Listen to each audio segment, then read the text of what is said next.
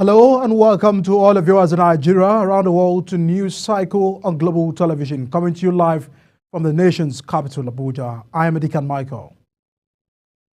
President of the Academic Staff Union of Universities, Professor Emmanuel Osadike, says the strike is not imminent if the federal government implements the agreement reached within the next 2 weeks. The union had threatened to embark on strike over the non-implementation of the agreement reached with the federal government. The Minister of Education, Professor Tari Maman, on June 26, invited the union for a meeting to deliberate on the lingering issues affecting universities and to avert the planned strike. And our President Bola Tinubu has eulogized the late Surajudeen Ajilara, a former permanent secretary and election officer of Lagos Lodge in Abuja. In a personal tribute, Tinubu recalled their time working together in Lagos State, where Ajilara served as director of the Abuja Election Office and later as permanent secretary, excelling in protocol and administration.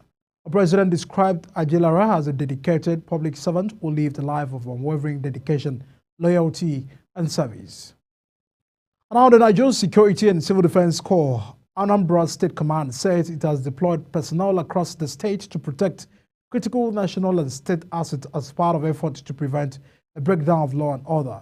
Anambra State Commandant of the Corps, Maku Alantunde, started these in Awka, Anambra State capital, while monitoring the deployment of personnel for its renewed launch operations to encourage economic and commercial activities and combat the effects of Monday sit at home.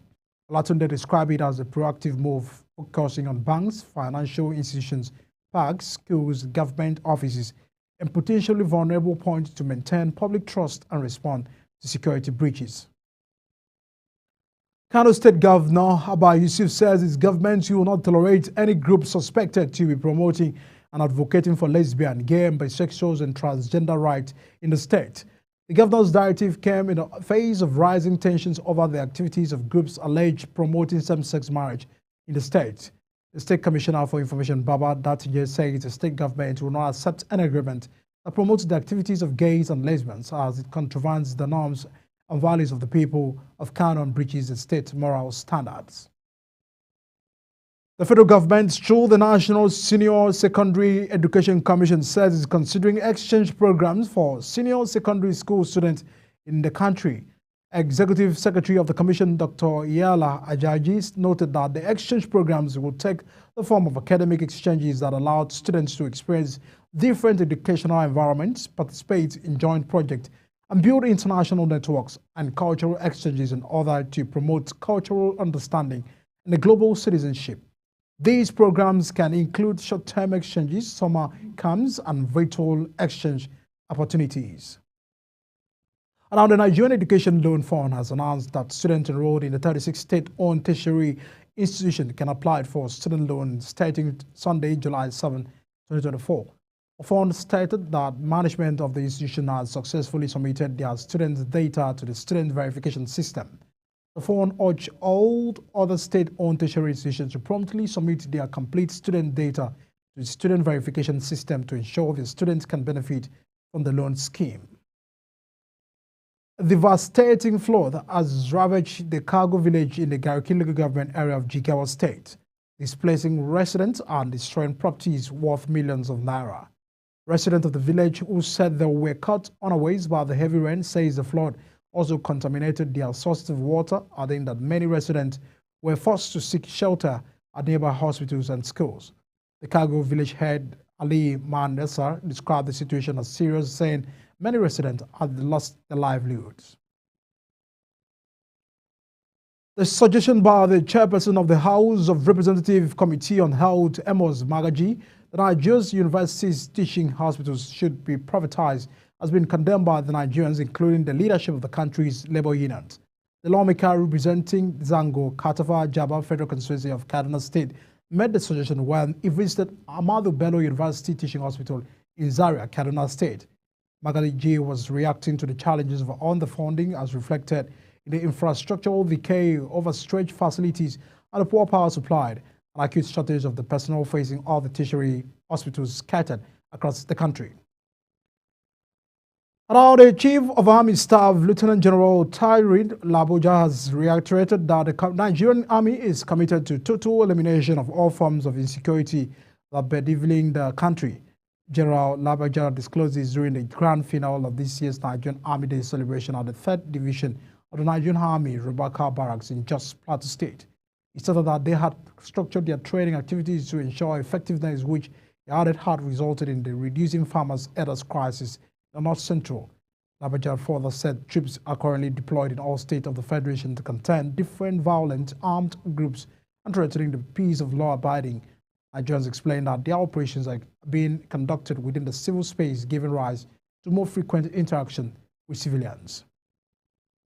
Now, the police in Enugu State have spoken on the reported attempt by some unidentified men to harvest organs of 2 women in a hotel in the state. In a statement, the police spokesperson in Enugu State, Daniel Ndokwe, said a preliminary investigation has shown that the suspect forcefully and fraudulently demanded money from the victims, but it was not a case of attempted murder or harvest of organs. Ndokwe asserted that the investigation also showed that the victims were commercial sex workers who had been with the victims earlier on Wednesday in another hotel along Agbani Road in the state. You're watching News Cycle coming to you live from Nigeria's capital. We're on StarTimes Channel 276.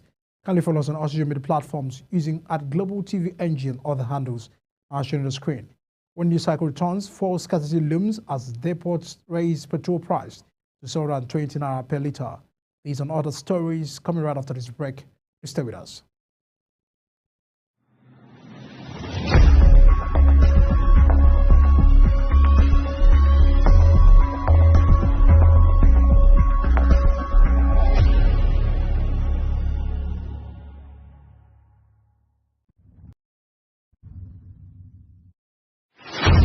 For an insightful idea that takes the center stage and the conversation that gets beyond the headlines, to explore the lasting impact of political decisions, Big Talk got you covered. From policy debates to geopolitical insights, from thought-provoking discussions to actionable insight. What is the real responsibility of government? Big Talk delves deep into the heart of the matter.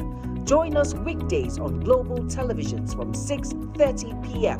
for a reverting journey into the heart of politics, where we dissect issues shaping our society. With every government and introduction of new policies, businesses of all kinds and sizes seize the opportunity to evolve and redefine themselves. Business Point on Global Television is where we follow the money and put the facts and figures right in front of you. Watch Business Point every Monday through Friday at 11 a.m. as Kikelamo Okeri tracks all the latest developments across critical sectors. Business Point. This is business.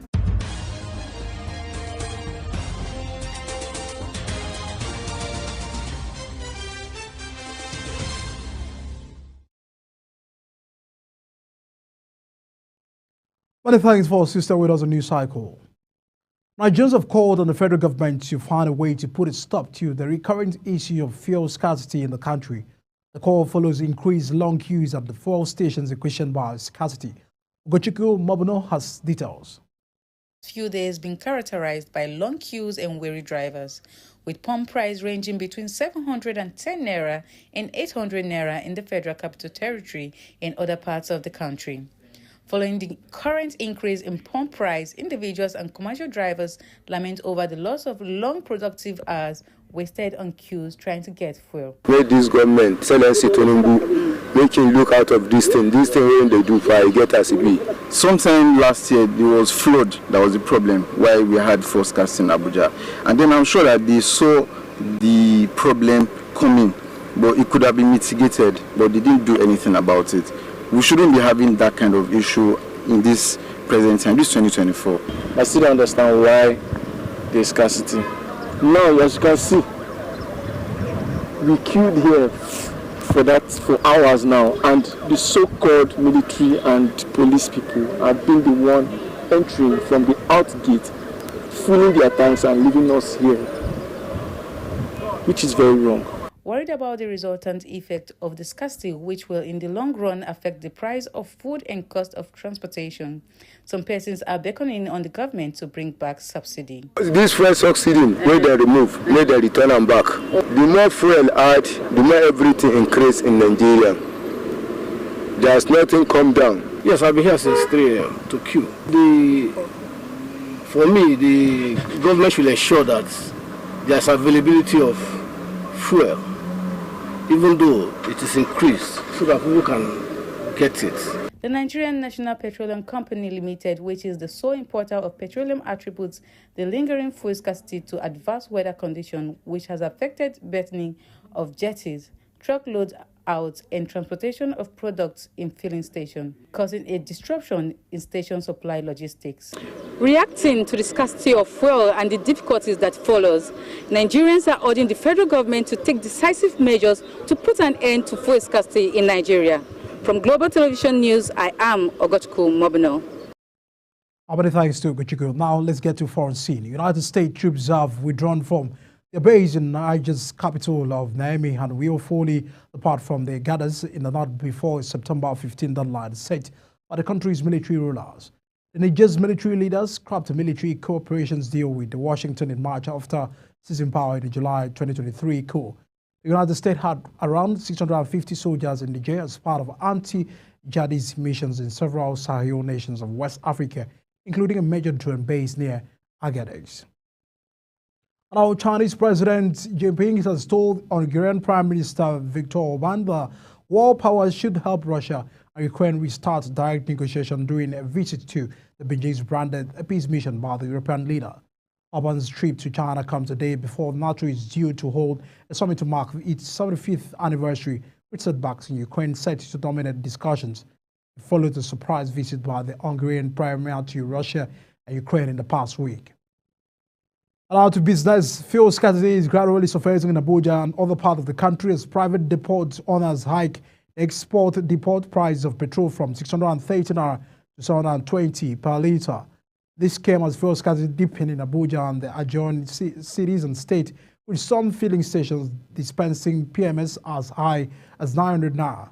National Vice President of the Independent Petroleum Market Association of Nigeria, Ahmed Fashola, said that many filling stations did not open for business because they had no fuel in their tanks. Federal Ministry of Finance has introduced the new regulations that include significant tax exemptions for games, reality show winnings, and aimed at promoting entrepreneurship, academics, technology, and scientific innovation. These exemptions, effective from October 1st, 2024, apply to the winnings from games of chance and reality shows specifically designed to foster these areas, according to a copy of the document. The Honorable Minister of Finance and Coordinating Minister of the Economy, Adebayo Olawaledun, announced these exemptions as part of a broader effort to stimulate innovation and academic excellence in the country. Minister of Industry, Trade and Investment, Dr. Doris Uzoka, says the Informal Economy Report 2024 has indicated that businesses in the informal markets contributed over half of Nigeria's gross domestic product.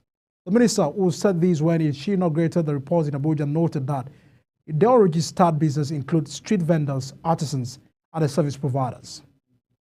Now, Europe's stocks market slid in the opening deals as investors fretted over French political uncertainty and following the snap elections in which a huge parliament appeared like likely outcome. But in the Eurozone, the Paris CAC 40 benchmark stocks index sank 0.4%. The Frankfurt DAX shed 0.1%, while the London's FTSE 100 index was down to 0.3% in value. Meanwhile, the euro stumbled against the dollar and the pound. And now to sports. Ahead of their participation in the women's football event of the 2024 Paris Olympics game, the Super Falcons held their first training session in their Civilis camp. The games will be held from July 26 to August 11, and Nigeria are returning to the women's football event since the last featured in 2008. The Super Falcons camp opened in the Spanish city on Friday, but did not hold any training sessions until Sunday due to the small number of players in the camp. Now, the Minister of Sports Development, Senator John Enoh, says the ministry will support from the Nigerian Olympics Committee and other relevant sport federations is putting final touches to Team Nigeria's preparation plans for the upcoming Paris 2024 Olympics. Senator Enoh highlighted the expensive effort being made to ensure that Team Nigeria is well prepared to compete for honors at the prestigious global event. The sport minister emphasized the importance of the pre-Olympic camping for athletes to concentrate and fine-tune and have a serene environment devoid of distractions. And that's it on News Cycle, coming to you live from Nigeria's capital in StarTimes Channel 276.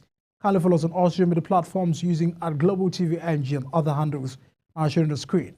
I am Adika Michael. Many thanks for watching. See you again.